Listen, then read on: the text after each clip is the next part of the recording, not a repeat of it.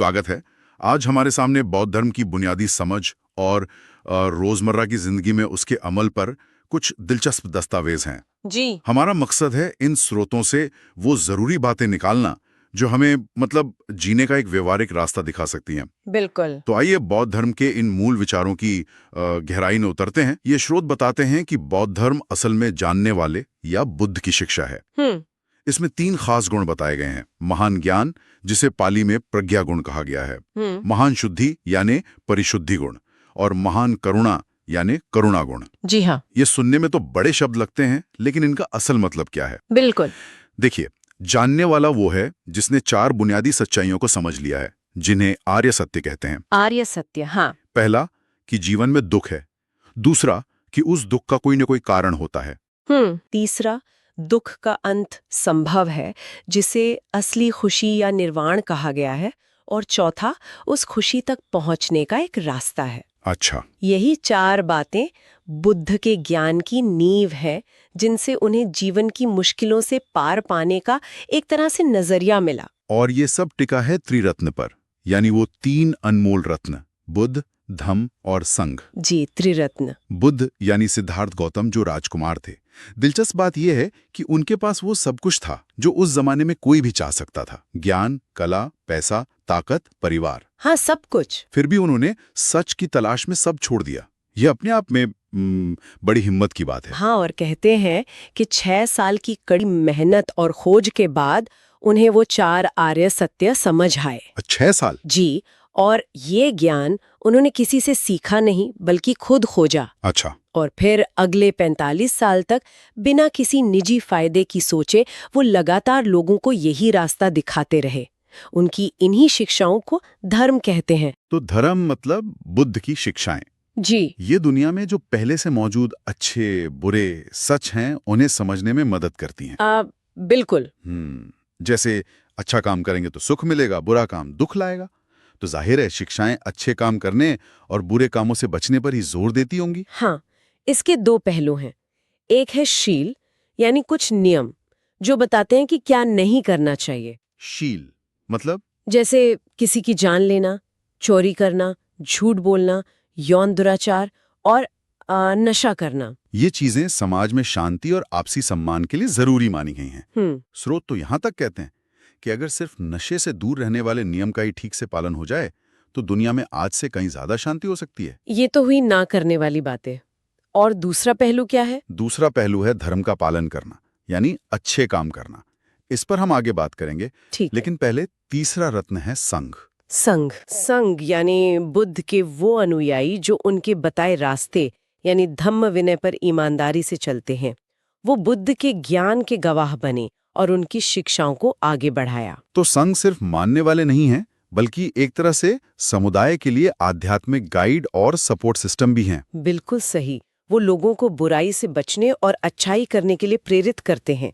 स्रोत ये भी इशारा करते हैं कि वो समाज के विकास में भी भूमिका निभा सकते हैं, लोगों की भलाई के काम शुरू कर सकते हैं। अच्छा। संक्षेप में कहें तो वो बौद्ध धर्म के जीवित रूप का प्रतिनिधित्व करते हैं।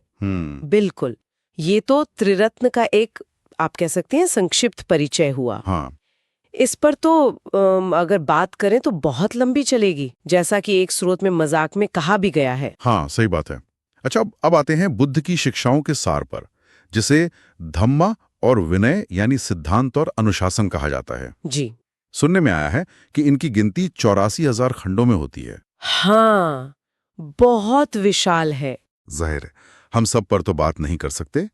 संक्षेप में इसका निचोड़ क्या है? देखिए, निचोड़ असल में 3 बातों में है। बुराई करने से बचना, अच्छाई को अपनाना और अपने मन को शुद्ध करना। बुराई से बचना, अच्छाई अपनाना, मन को शुद्ध करना। सुनने में तो आसान लगता है। हाँ, पर अमल में लाना ही असली चुनौती है। बुराई से बचने का मतलब क्या है? क्या सिर्फ बड़े अपराध ना करना? नहीं, ये उससे कहीं ज्यादा है। शारीरिक स्तर पर तो हत्या, चोरी, यौन दुराचार से बचना है ही जी, लेकिन बोलने के स्तर पर भी बुराई से बचना है, जैसे झूठ बोलना, दूसरों की बुराई करना, चुगली करना या कड़वी बातें कहना।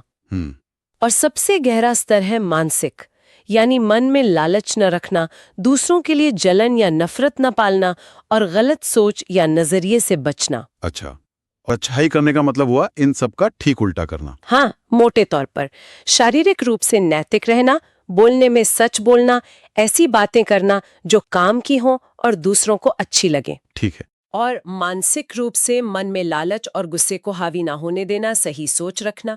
ये रोजमर्रा की जिंदगी में छोटे छोटे चुनाव करने जैसा है। इन शिक्षाओं का अंतिम लक्ष्य क्या है? स्रोत खुशी के बारे में क्या कहते हैं? खुशी पाना ही सबका अंतिम लक्ष्य माना गया है, लेकिन दिलचस्प बात यह है कि खुशी भी 3 तरह की, या आप कह सकती हैं 3 स्तरों की बताई गई है। 3 तरह की खुशी कौन कौन सी? पहली है दिट्ठ धम्मिकात। इसका सीधा मतलब है वो खुशी जो इसी जीवन में मिलती है। इसी जीवन में? जैसे अच्छा स्वास्थ्य, धन दौलत, अच्छे रिश्ते। अच्छा। और दूसरी है संपरायकात, यानी वो खुशी जो भविष्य के जीवन में या मृत्यु के बाद मिलने की उम्मीद की जाती है। भविष्य के लिए। और तीसरी है परमत, यानी परम सुख, मन की असली और स्थायी शांति, जो निब्बाण या निर्वाण पाने से मिलती है। निब्बाण, परम सुख, ये दिलचस्प है।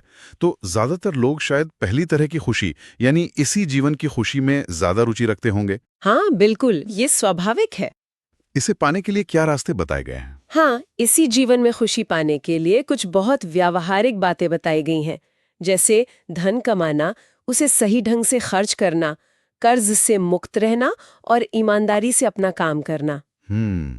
लेकिन ये तो नतीजे हैं, इन्हें पाने के कारण भी बताए गए हैं। अच्छा, तो वो क्या कारण है जिनसे इसी जीवन में खुशी मिल सकती है? सबसे पहले तो उन चीजों से बचना जरूरी है जो जीवन को बर्बाद कर सकती हैं। जैसे?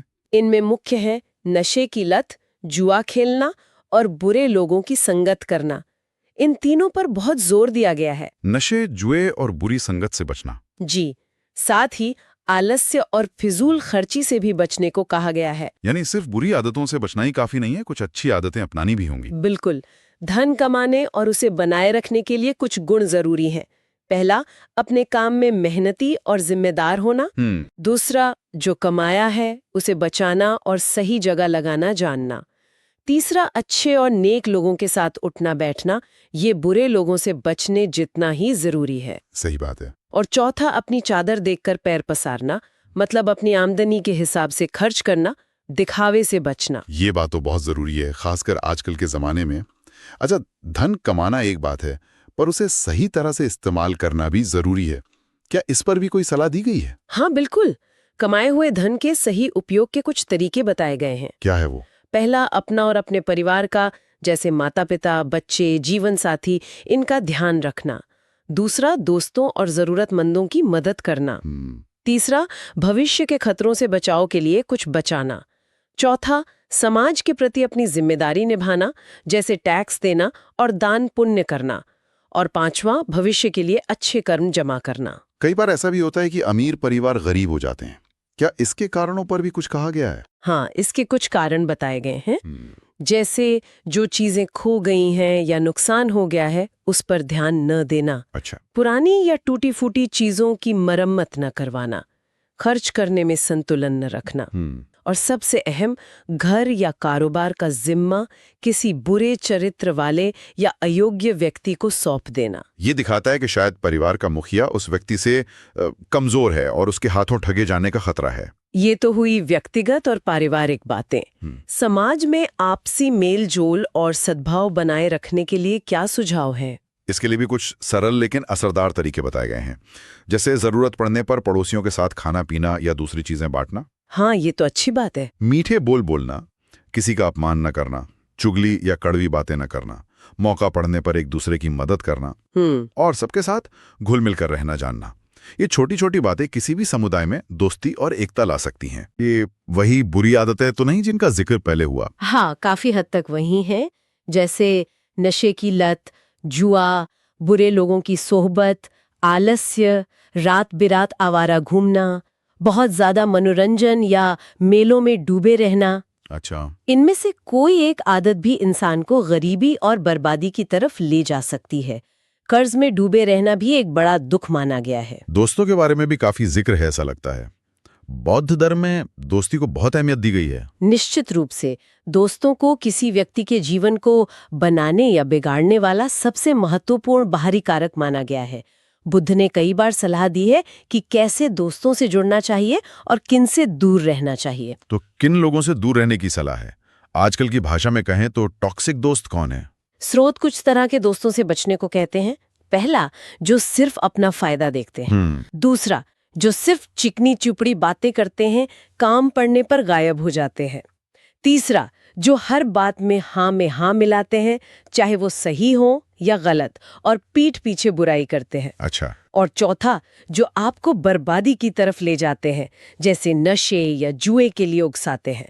ऐसे लोगों की संगत से बचना जरूरी है। तो फिर अच्छे दोस्त कौन है? उनकी क्या पहचान बताई गई है?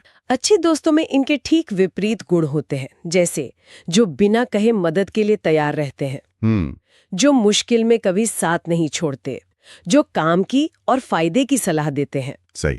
और जिनके मन में दूसरों के लिए दया और करुणा होती है। ऐसे दोस्त जीवन में आगे बढ़ने में मदद करते हैं। अच्छे और बुरे लोगों की पहचान के बारे में और क्या बताया गया? देखिए, अच्छे या गुणी व्यक्ति की पहचान के कुछ गुण बताए गए हैं। वो कारण और परिणाम को समझते हैं, मतलब कर्म फल को जानते हैं जी। वो अपनी जिम्मेदारियों को जानते हैं। वो हर चीज में संयम रखते हैं, जैसे बोलने, खाने, खर्च करने में। उन्हें पता होता है कि किस काम का सही समय क्या है। वो समाज में घुलना मिलना जानते हैं और वो लोगों को पहचानना जानते हैं कि किसके साथ जुड़ना है और किससे बचना है। और बुरे व्यक्ति की पहचान? बुरे दोस्तों वाले गुणों के अलावा उन्हें उनके बुरे विचारों, शब्दों और कर्मों से पहचाना जा सकता है। वो स्वार्थी होते हैं और दूसरों को नुकसान पहुंचाने से नहीं हिचकिचाते। समाज में साथ रहने वाले लोगों के लिए आपसी व्यवहार कैसा होना चाहिए, इस पर भी कुछ नियम है? हाँ, पहले जो सामुदायिक सद्भाव की बातें की, उनके अलावा कुछ और गुण भी जरूरी बताए गए हैं। एक दूसरे के प्रति ईमानदार होना, ईमानदारी, हाँ। आत्मसंयम रखना, धैर्य रखना और उदार या बड़े दिल वाला होना। विनम्रता, बुद्धिमानी और मन की शांति भी जरूरी है। इन्हें गृहस्थों यानी आम लोगों के लिए धर्म कहा गया है। क्या भिक्षुओं के लिए कुछ अलग या ज्यादा सख्त नियम है? हाँ, भिक्षुओं के लिए अनुशासन के विशेष नियम है।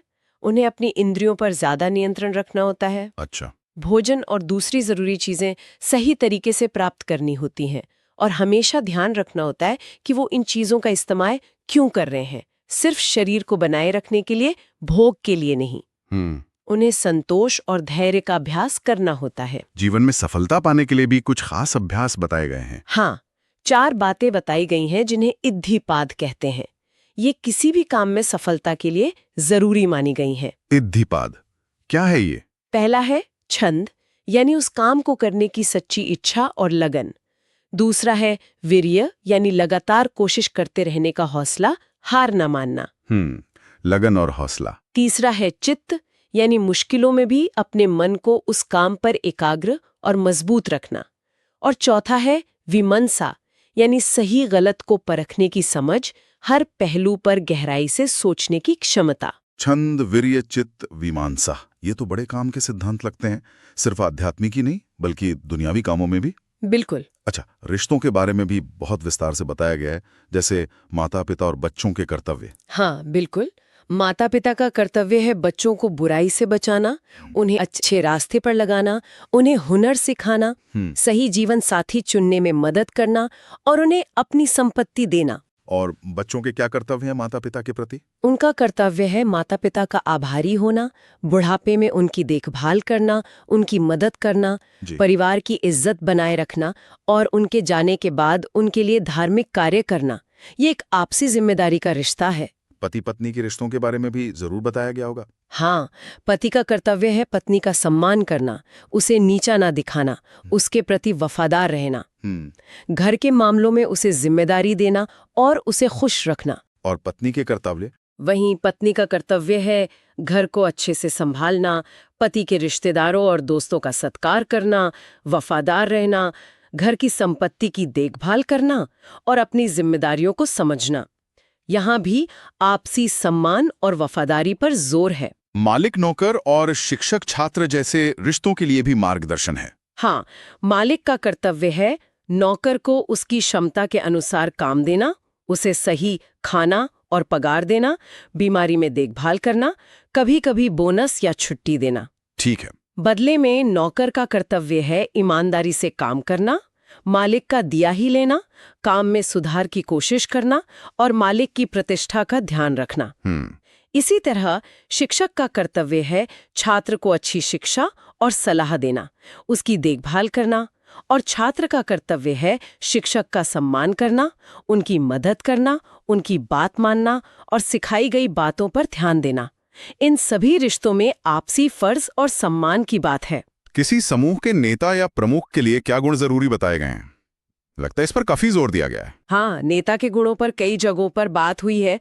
कुछ जरूरी बातें हैं। धैर्यवान होना, तन और मन दोनों से। धैर्य, हाँ। आलोचना सहने की क्षमता रखना, हमेशा चौकन्ना रहना, अति आत्मविश्वास से बचना, अपने काम में मेहनती होना, समझदार होना, सही व्यक्ति को सही काम और सही समय पर लगाना जानना, सबके प्रति प्रेम और दया का भाव रखना। ये तो अच्छे लीडर के लिए आज भी उतने जरूरी गुण हैं। हाँ, और भी कुछ? हाँ, जैसे जानकारी हासिल करने और समस्याओं को सुलझाने की काबिलियत होना, लोगों की मदद के लिए कष्ट उठाने को तैयार रहना, जी, लोगों से दोस्ती करना जानना, सही ढंग से बात करना जानना, उदार होना और लोगों का नेतृत्व करने में सक्षम होना।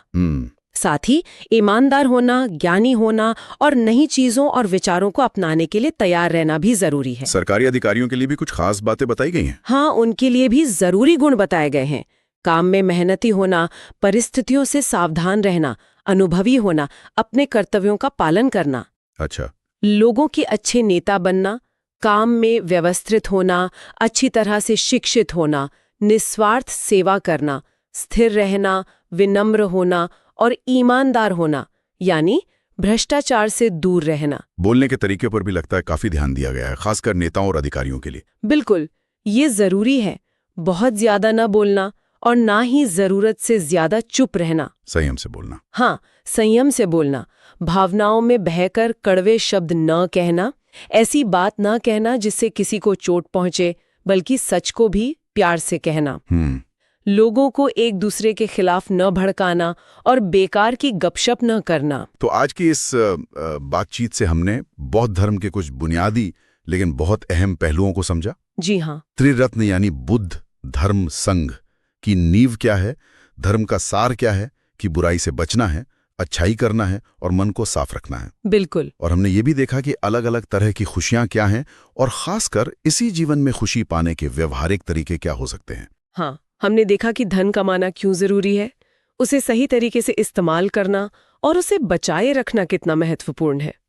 साथ ही समाज में मेलजोल, अच्छे और बुरे दोस्तों की पहचान और अलग अलग रिश्तों, चाहे वो माता पिता और संतान हो, पति पत्नी हो, मालिक नौकर या शिक्षक छात्र, इनमें आपसी कर्तव्यों का क्या महत्व है, ये भी साफ हुआ। नेतृत्व और सरकारी कामकाज के लिए भी बहुत स्पष्ट गुण बताए गए हैं। धैर्य, मेहनत, समझदारी, ईमानदारी, ये सब बातें व्यक्तिगत और सामाजिक जीवन को बेहतर बनाने के लिए एक तरह का मार्गदर्शन देती हैं, जो हमें इन स्रोतों से मिला। यहाँ एक सवाल मन में आता है जिस पर शायद हमें आगे सोचने की जरूरत है। क्या सवाल? कि इन सभी कर्तव्यों और गुणों को जानने के बाद भी आज की इस भागदौड़ भरी आधुनिक जिंदगी में हम अपनी व्यक्तिगत मानसिक शांति और समाज के साथ तालमेल बिठाने के बीच संतुलन कैसे बना सकते हैं?